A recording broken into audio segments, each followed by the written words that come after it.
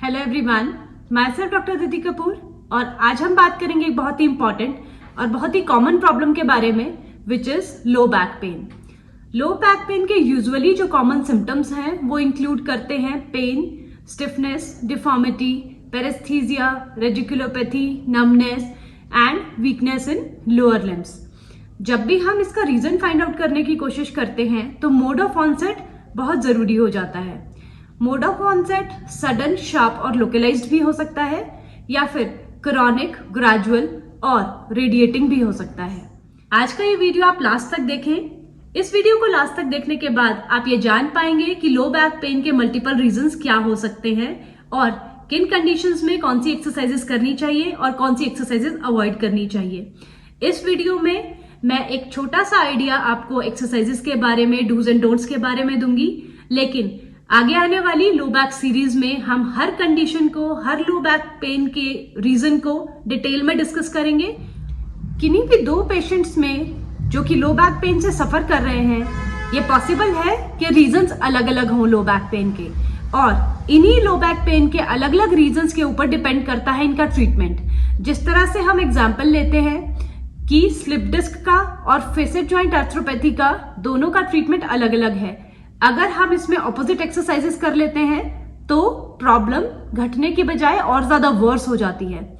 जिस तरीके से हम एक ही एंटीबायोटिक से तरह तरह के इन्फेक्शंस को ट्रीट नहीं कर सकते, उसी तरीके से एक ही प्रकार की एक्सरसाइजेस, एक ही तरह का फिजियोथेरेपी ट्रीटमेंट देकर भी हम हर लो बैक पेन को ठीक नहीं कर सकते। तो ये जरूरी हो जाता है कि हर पेशेंट को उसकी नीड और उसके पर्टिकुलर लो बैक के रीजन के अकॉर्डिंग ट्रीटमेंट दे, जिससे कि वो जल्दी आराम पा सके। अब आगे बढ़ते हैं लो बैक पेन के रीजंस की तरफ। रीजंस डिस्कस करने से पहले मैं एक छोटा सा ब्रीफ आपको ह्यूमन स्पाइन के बारे में देना चाहूंगी। अपर 7 वर्टिब्रास जो हैं वो सर्वाइकल कॉलम को बनाती हैं। मिडल 12 वर्टिब्रास थोरेसिक कॉलम को बनाती हैं। जो नीचे वाली 5 वर्टिब्रास हैं ये लंबर कॉलम को बनाती हैं। इसके अलावा यहां पर 5 वर्टिब्रास फ्यूज होकर सेक्रम को बनाती हैं और ये कॉक्सिक्स होता है जिसे हम टेल बोन भी कहते हैं। जैसा कि हम देख सकते हैं स्पाइन में बहुत सारे स्ट्रक्चर्स हैं और सबसे पहले अब ये सवाल उठता है कि लोअर बैक या लंबर रीजन ही पेन के लिए सबसे ज्यादा प्रोन क्यों होता है। बेसिकली इसका कारण ये है कि लोअर बैक पे बॉडी वेट मैक्सिमम अमाउंट में आता है और मोबिलिटी ज्यादा होने की वजह से लोअर बैक में प्रॉब्लम्स और इंजरीज होने के चांसेस ज्यादा होते हैं। डिस्कस करते हैं लो बैक पेन के मेजर रीजंस के बारे में, जिसमें पहला और मोस्ट कॉमन रीजन है स्लिप डिस्क।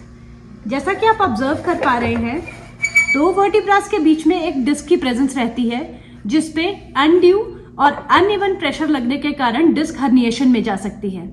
डिस्क के हर्निएशन में जाने के भी 4 स्टेजेस रहती हैं। इन्हें नेम किया जाता है बल्ज, प्रोट्रूजन, एक्सट्रूजन एंड स्क्वेस्ट्रेशन। जो हमारी बल्ज और प्रोट्रूजन वाली स्टेज होती है, इसमें हम एक्सटेंशन एक्सरसाइजेस पेशेंट को देना प्रेफर करते हैं, लेकिन जो हमारी एक्सट्रूजन और स्क्वेस्ट्रेशन वाली फेज होती है, इसमें हम एक्सरसाइजेस पेशेंट को इनिशियल फेज में नहीं देते हैं। वो इसलिए बिकॉज ये जो 3rd और 4th स्टेज है ये कंप्लीट हर्निएशन की स्टेज होती है, इसमें पार्शियल हर्निएशन नहीं होता है। स्लिप डिस्क अगर किसी पेशेंट को हो जाती है तो वो नर्व रूट्स को कंप्रेस करना शुरू कर देती है और नर्व रूट्स को कंप्रेस करने की वजह से वो रेडिएटिंग पेन हिप में, थाई में और कुछ पेशेंट्स में तो पैरों तक देना शुरू कर देती है। हम बड़े मॉडल की हेल्प से डिस्क प्रोट्रूजन को समझने की कोशिश करते हैं। ये नर्व रूट्स हैं, ये वर्टिब्रल बॉडी है, ये अपर वर्टिब्रल बॉडी है और ये डिस्क है। डिस्क का बीच वाला पोर्शन जो है वो न्यूक्लियस पल्पोसस कहलाता है, जो 80% वाटर से बना होता है, और बाहर वाला जो हार्ड स्ट्रक्चर है वो एनिलस पल्पोसस हम उसको कहते हैं। जब भी कभी अनइवन अनड्यू प्रेशर डिस्क पे पड़ता है तो डिस्क इस तरह से बल्ज कर जाती है और बल्ज करने के कारण ये नर्व्स को कंप्रेस करना शुरू कर देती है, जो रेडिएटिंग पेन को अराइज करते हैं। जब भी कभी पेशेंट स्लिप डिस्क की प्रॉब्लम को फेस करता है तो उसकी इस कंडीशन में हम हमेशा उसे एक्सटेंशन एक्सरसाइजेस देते हैं और फ्लेक्शन एक्सरसाइजेस उसके लिए रिस्ट्रिक्टेड रहती हैं। नेक्स्ट मेजर रीजन है वर्टिब्रल बॉडीज का फ्रैक्चर। वर्टिब्रल बॉडीज में किसी भी एक्सटर्नल इंजरी की वजह से, ब्लो की वजह से अगर फ्रैक्चर हो जाता है, ये भी एक मेजर कारण रहता है लो बैक पेन होने का। नेक्स्ट रीजन है स्पॉन्डाइलोलिस्थेसिस। स्पॉन्डाइलोलिस्थेसिस एक वो कंडीशन है जिसमें एक अपर वर्टिब्रा लोअर वर्टिब्रा के ऊपर एंटीरियरली स्लाइड कर जाती है और ह्यूमन बॉडी में मोस्टली ये चीज L5 और S1 लेवल पे देखी जाती है। इस कंडीशन में L5 वर्टिब्रा S1 वर्टिब्रा के ऊपर एंटीरियरली स्लाइड कर जाती है। इस कंडीशन में हम हमेशा पेशेंट को फ्लेक्शन एक्सरसाइजेस देते हैं और एक्सटेंशन एक्सरसाइजेस उसके लिए बिल्कुल रिस्ट्रिक्टेड रहती है। नेक्स्ट बहुत ही कॉमन प्रॉब्लम जो कि ओल्ड एज पेशेंट्स में देखी जाती है वो है फेसेट ज्वाइंट आर्थ्रोपैथी। ये जो छोटे ज्वाइंट्स हैं ये फेसेट ज्वाइंट्स हैं। इन ज्वाइंट्स में डिजेनरेशन, इन्फ्लामेटरी चेंजेस होने के कारण फेसेट ज्वाइंट आर्थ्रोपैथी जैसी कंडीशन जो है वो अराइज होती है। इस कंडीशन में भी हम पेशेंट को फ्लेक्शन एक्सरसाइजेस करने की सलाह देते हैं और एक्सटेंशन एक्सरसाइजेस बिल्कुल अवॉइड करनी चाहिए। नेक्स्ट कंडीशन है सेक्रोइलियक डिसफंक्शन। ये सेक्रम बोन है and this is iliac crust. ये जहां पर ज्वाइंट बनाते हैं दैट इज सेक्रोइलियक ज्वाइंट। इस ज्वाइंट में डिसफंक्शन हो जाने के कारण भी पेशेंट लो बैक पेन को फेस करता है। यहां पर एक मसल अटैचमेंट रहती है which is called piriformis muscle. Piriformis muscle के टाइट हो जाने की वजह से या उसकी स्ट्रेंथ में कमी आ जाने की वजह से भी low back pain patient face कर सकता है।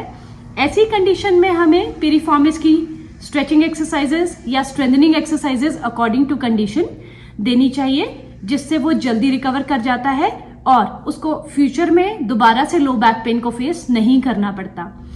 इसके अलावा कुछ एक मसल्स रहती हैं जो हमारे स्पाइन के दोनों साइड पे रहती हैं, जिन्हें हम पैरास्पाइनल मसल्स कहते हैं। पैरास्पाइनल मसल्स में स्पैज्म आने के कारण भी लो बैक पेन अराइज हो सकती है। कुछ एक केमिकल कंडीशंस, इन्फ्लामेटरी कंडीशंस रहती हैं जैसे ट्यूबरक्लोसिस, अर्थराइटिस। ट्यूबरक्लोसिस में पेशेंट जनरली लोअर बैक में पेन फील करता है बिकॉज टीबी मैक्सिमम केसेस में लंबर एरिया में ज्यादातर देखने को मिलता है। टीबी एक इन्फ्लामेटरी कंडीशन है जिसमें अपने फिजिशियन द्वारा दी गई, ऑर्थोपेडिशियन द्वारा दी गई मेडिकेशंस को पहले फॉलो किया जाता है और उसके बाद रेंज ऑफ मोशन और स्ट्रेंथ बढ़ाने के लिए माइल्ड फिजियोथेरेपी एक्सरसाइजेस पेशेंट को दी जाती हैं, जो कि उसके डेली लाइफ में, नॉर्मलाइज लाइफ में वापस आने के लिए बहुत ही हेल्पफुल साबित होती हैं।